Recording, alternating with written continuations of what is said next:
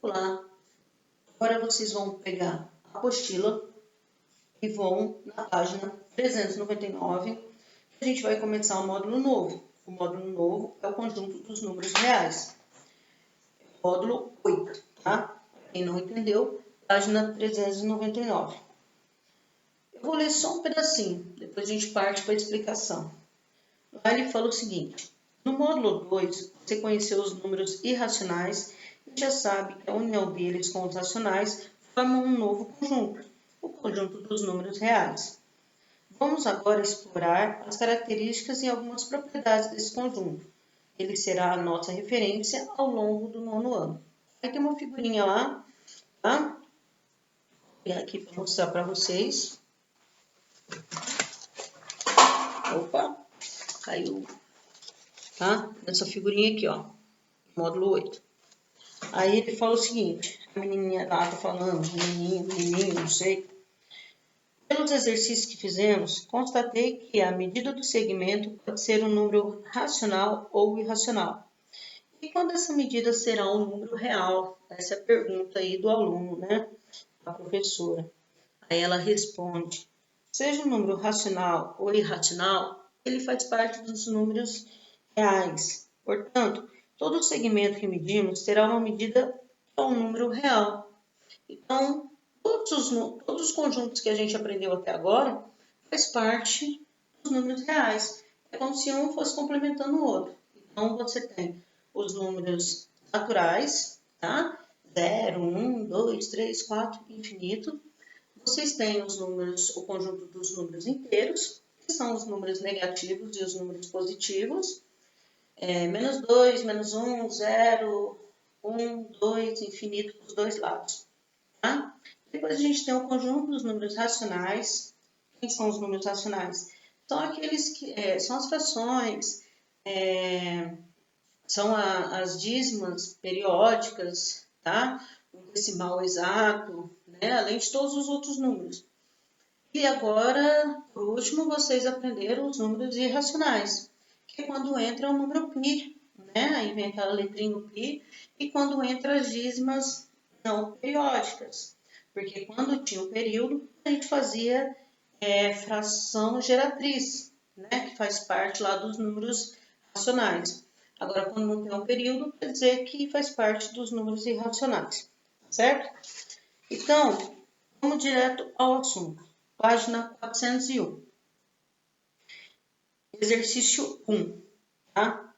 Escreva entre quais números inteiros consecutivos está situado cada um dos números irracionais.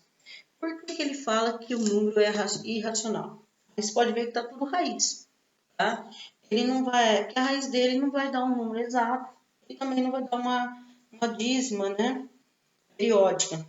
Tá? Então, peguem a calculadora de vocês e vocês vão colocar lá, raiz quadrada de 18. Então, deu 4,24, 26, 40, 68. Não tem um período, tá? Então, vocês vão fazer assim. Esse exercício aí, o A, vamos pensar na raiz quadrada de 18. Raiz quadrada de 18. Antes da raiz quadrada de 18, eu tenho, antes da raiz quadrada de 18, eu tenho a raiz quadrada de 16 e depois eu tenho a raiz quadrada de 25. Porque 4 vezes 4 é 16 e 5 vezes 5 é 25. Então, essa raiz quadrada de 18 está no meio deles aqui. Então, esse é menor do que raiz quadrada de 18, que é menor que 25. Então, ele pergunta o seguinte: entre quais números inteiros consecutivos está cada um dos números irracionais a seguir? Então, a raiz quadrada de 18 está entre a raiz de 16 e a raiz de 25. Então, ela está entre o 4 e o 5. A resposta é essa daqui, entre 4 e 5. Tá bom? Dá uma olhadinha lá, que eu vou para o próximo explicar. O próximo é raiz quadrada de 10. Eu sei que antes dessa daqui, vem 3 vezes 3, que é 9. Então, eu tenho a raiz quadrada, vamos fazer direito isso, né? Raiz quadrada de 9, tá? que é 3. E depois eu tenho a raiz quadrada de 16, que é 4. Então, 10 está entre essas duas.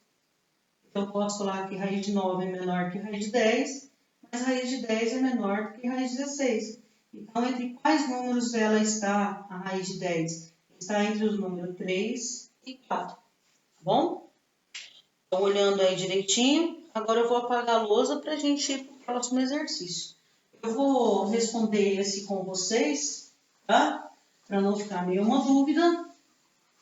E a gente segue aí o nosso módulo 8, tá bom? Quando ele fala raiz quadrada de 30, aí eu tenho que pensar as que vem antes. 5 vezes 5, 25. Então, ela fica entre 25, que é a raiz de 5.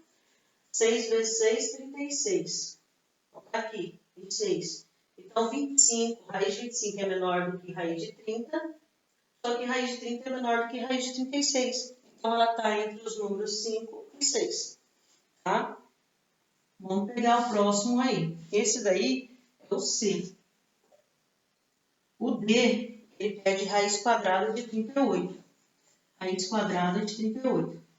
A raiz quadrada de 38, ela está entre a raiz quadrada de 36, 6 vezes 6, 36, 7 vezes 7, 49. E a raiz quadrada de 7, ela está entre 6 e 7. Acho que não está tendo dúvida não, né? Porque isso daí é bem fácil, tá, gente? Não é difícil não. Vou apagar e vou fazer o E, F, G e H.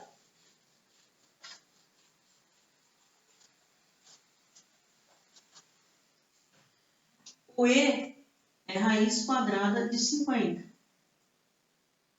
O F, raiz quadrada de 85. E o G, raiz quadrada de 120. E o H, raiz quadrada de 200. Então, vamos resolver. Opa, de 200. Vamos resolver tudo uma vez.